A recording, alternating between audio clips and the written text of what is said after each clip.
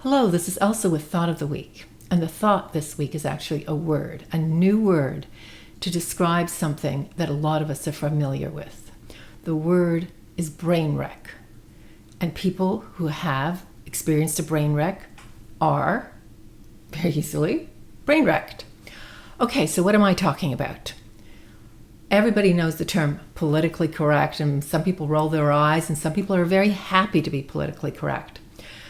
People also go, oh, those left-wing people, they're always just screaming and they're not listening to any facts. And what do I say? I say, okay, politically correct describes a reality. It's a reality when people subscribe to all kinds of beliefs.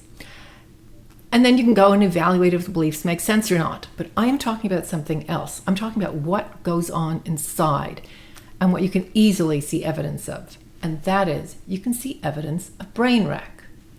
I'm going to give some examples. How can you see that a brain wreck has happened? For example, if you hear someone say, we're all immigrants, or this is a nation of immigrants, you can go, aha, brain wreck. Why? Okay, so we're a nation of immigrants. That's like saying we're a nation of penguins. What does it mean? Why does it mean anything? We're a nation of immigrants.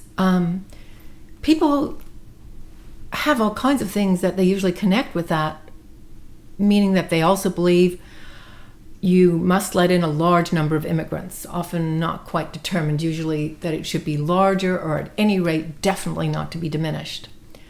They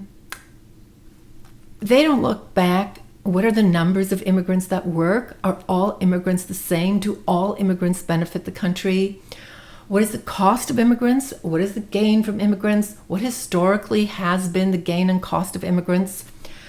And then there's something really interesting. The same people who go, we're a nation of immigrants, usually go, colonialism was terrible. It was horrible. It was horrific. It was taking the countries away from the Aboriginals. Okay, so fine. And by the way, I agree, you shouldn't take a country away from people. But those were immigrants. Those colonizers, another term for them, they emigrated from France, from England, from Ireland, often from starvation and poverty, but they emigrated and settled this country, which they often experienced as empty, but which was not empty, which was settled. So how come it's wrong to be an immigrant in the past and it's right to be an immigrant now? The brain wreck don't have a clue because they haven't thought about any of that stuff. Other evidence that someone's been brain wrecked, they will say stuff like all cultures are equal. Okay, what does equal mean? Does it mean that there are humans in it? If not, okay, there's Nazi culture. Let's kill the gays, the Jews, the mentally disabled, the physically disabled, the communists, the Jehovah's Witnesses. Okay, it's just a culture. Who are we to judge? And then there are the Jainists. I don't know if they're quite a culture, but they're really nice, so let's just take them. They'll sweep the past in front of them. So if you had a Jainist culture, you'd have a culture totally anti-violence. What do you mean that they are equal? I know which culture I'd rather be in. I know where I'd feel safer. What do you mean by equal? It just doesn't make any sense. Again, it's like a brain-wrecked response. Others, all religions are equal. Again, we've got the Jains, that's definitely a religion, very nice, very sweet.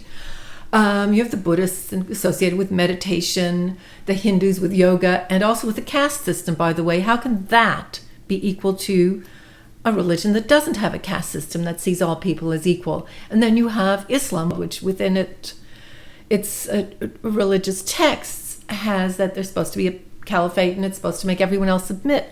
How is that equal to the Jainists? Does it just mean there's something religious and everything religious is the same as everything else? I think you have to be brain wrecked to think anything like that. Okay, I sent this out to a bunch of people. 2 people went, no, they like the term politically correct better. 6 other people came back with, oh, they really like this. One person even called it the neologism of the year, which I really thought was great. And he said now he's going to go around wrecking the wreckage in the brain wreck's brain. And I actually see that as derailing the brain wreck. And how does he derail them?